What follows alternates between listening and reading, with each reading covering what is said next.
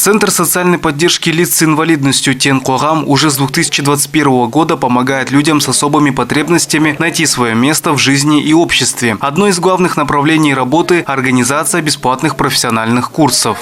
Одной из главных целей данного проекта является получение новых специальностей и трудоустройства. У нас уже на сегодняшний день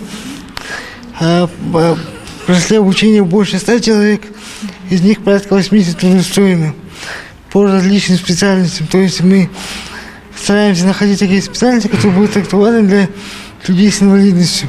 На встрече в университете будущим специалистам рассказали об условиях обучения, доступных специальностях и мерах социальной поддержки. Центр Тен-Когам продолжит работу и в 2025 году. Планируется обучение и семинары для 40 человек, консультации для 500 и помощь в трудоустройстве для 25 выпускников. Данный проект реализуется в рамках государственного социального заказа. В период с 2021 по 2024 годы из числа прошедших профессиональные курсы у нас трудоустроено 68 лиц с инвалидностью. Это различные курсы по маникюру, допустим, парикмахеры. Проходили также лица с инвалидностью курсы по бухгалтерскому учету.